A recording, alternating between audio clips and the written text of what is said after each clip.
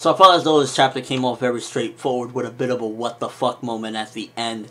Now, the fight between Kakashi and Obito, the end of the last chapter, at first it comes off as, yo, well, we just trolled. But there was a couple different factors that kind of just was like, whatever with that particular part. One, we've seen this before happen, Sasuke versus Itachi, a couple different occasions where it's like, yo, seems as though it finally went down. And then, you know, we find out it's Genjutsu. And two, we do get an outcome with this chapter between Kakashi and Obito, so it makes up for that, you know, particular ending of the last chapter. Now, Obito, as far as like being this big villain that he's been worked up to be, you know, he has the Rinnegan, he has all these powers, he's been storing up training for years to finally take revenge against everybody.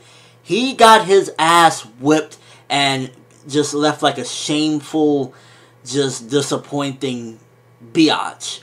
Because in the Genjutsu battle between Kakashi and Obito, he did more damage than in the actual battle with Kakashi.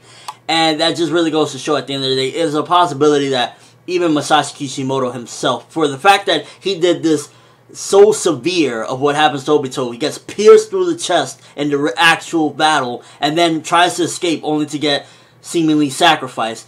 Possibly he's just disappointed overall with how the character turned out, and you know, he probably had this planned out, but it didn't go according to plan exactly, and just the outcome of the character just coming off so bitter and angry, it really just probably pissed him off to the point where he's like, yo, I'm just gonna do it like this.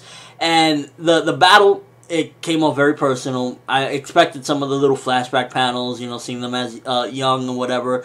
Didn't really need it since we've got so many of them already, so that was just like whatever.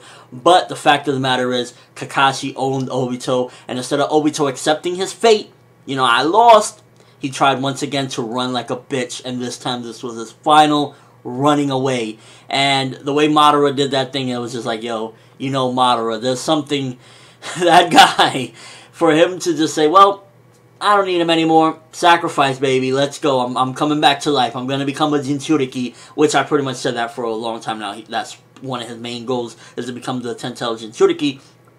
It just kind of, it really just shows that I think Masashi Kishimoto was just sick of Obito. He was like, yo, this is how it's going down. Because not only does he get pierced by his best friend, then he tries to run away like a coward, and then gets sacrificed when he comes back to the, you know, the regular world. So, whether it be Masashi Kishimoto's frustrations with him just coming to fruition in manga form or whatever, the fact of the matter is, Obito is no more. And I feel as though for being a coward and not accepting his death at the hands of Kakashi, he's getting what he deserves. You know, he's responsible for ruining countless lives, including Naruto's. You know, the reason why Naruto's alone is a big portion of it is because of Obito having his parents killed with the Nine-Tailed Fox that very night. So, he's getting what he deserves in a way. I know that seems cruel and all, but Obito has just been overall a very bitter, nasty person, and he's got what he deserved. He just did. Now, one question that came to my mind when I saw the panel of Kyuubi Mode Minato, when he looked in shock, is,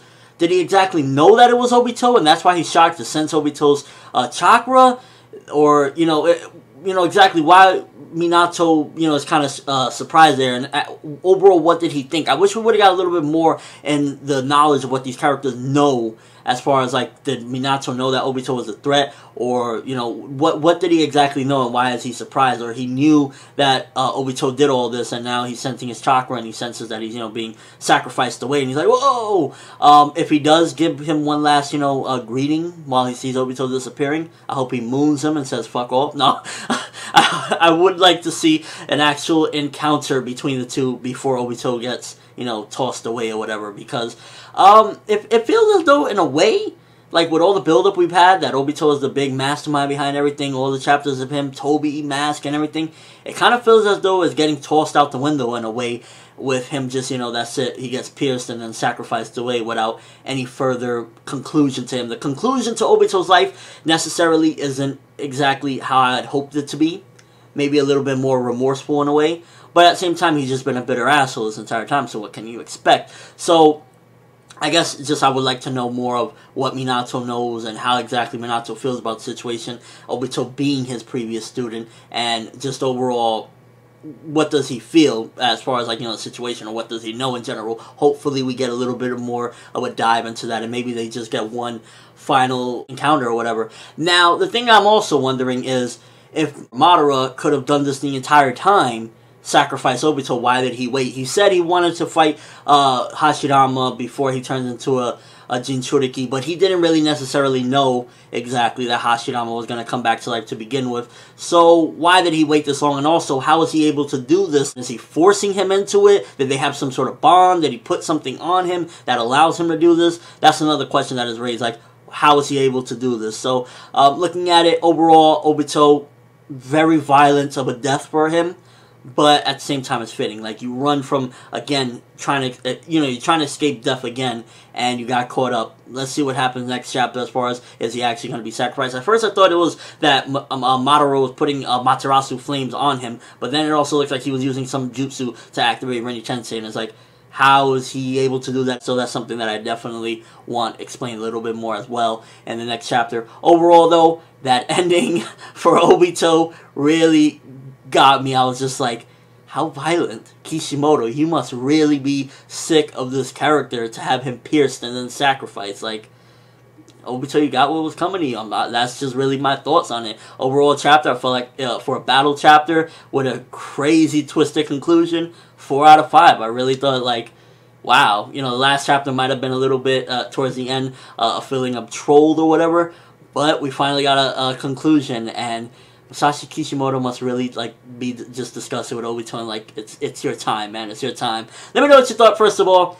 Obito, did he deserve this violent, seemingly death that he's getting right now? Getting pierced and then sacrificed?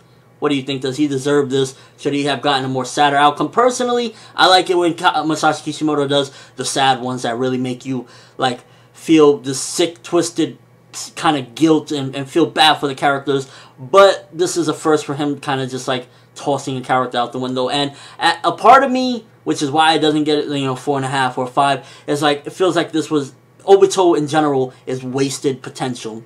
Wasted potential is Obito at this point. So that's a part of me looking at it like, just get the fuck out of here already, Obito. But that's all I have for this review. Thanks for watching. Hope you enjoyed. Thumbs up if you can't wait to see Madara, if he's going to become the Ten Tails Jinchuriki soon. His battle. I want to see Madara go and kick some ass finally, because he's been on the sidelines for a while. And overall, maybe we might not get the Ten Tails completed. Maybe he'll just use the Ten Tails as a, to become Jinchuriki already. But whatever the case may be, it's going to be freaking epic. I'm Finette World, and as always, people, have an awesome